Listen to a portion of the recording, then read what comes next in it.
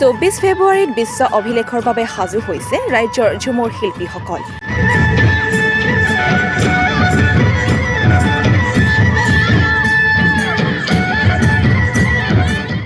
8,000 চাহ জনগোষ্ঠীৰ যুৱক যুৱতীয়ে প্ৰদৰ্শন কৰিব ঝুমুৰ নৃত্য।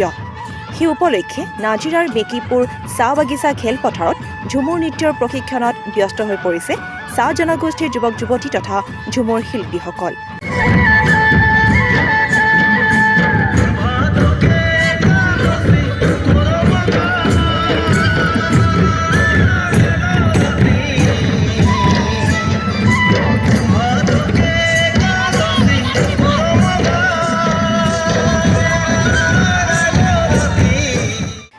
ফেব্ৰুৱাৰীত অনুষ্ঠিত হ'বলগীয়া ঝুমুৰৰ বিশ্ব অভিলেখত নাজিৰা সমজিলা তথা নাজিৰা সমষ্টিৰ পৰা মুঠ 122 গৰাকী ঝুমুৰ শিল্পীয়ে অংশগ্ৰহণ কৰিব।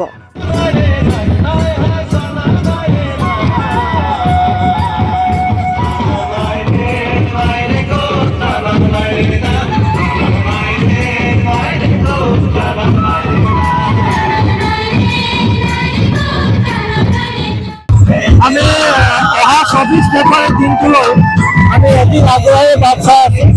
যিহেতু 24 ফেব্ৰুৱাৰী তাৰিখে আমাৰ চাহ জনগোষ্ঠী সমাজৰ লোকনৃত্য এই ঝুমুৰ নৃত্য বিশ্ব দৰবাৰত প্ৰতিষ্ঠা হ'ব। প্ৰায় 8,500 আমাৰ নাচনী ধুনীয়াই আমাৰ ঝুমুৰ নৃত্য গুৱাহাটী সৰু সৰু ষ্টেডিয়ামত উত্তৰ পূৰ্বত প্ৰদৰ্শন কৰিব আৰু উক্ত অনুষ্ঠানত উপস্থিত থাকিব ভাৰতৰ প্ৰধানমন্ত্ৰী নৰেন্দ্ৰ মোদী ডাঙৰীয়া। আৰু এই গোটেই অনুষ্ঠানটো এই অসমৰ বসবাস কৰা চাহ জনগোষ্ঠীয় সমাজৰ যি লোকনৃত্য যি ঝুমুৰ নৃত্য এই নৃত্য বিশ্বকৰ্মা প্ৰতিষ্ঠা কৰাৰ ক্ষেত্ৰত অসমৰ মাননীয় মুখ্যমন্ত্ৰীয়ে যি পদক্ষেপ গ্ৰহণ কৰিছে এই পদক্ষেপৰ কাৰণে আমি অসমৰ মুখ্যমন্ত্ৰীগৰাকীক অশেষ ধন্যবাদ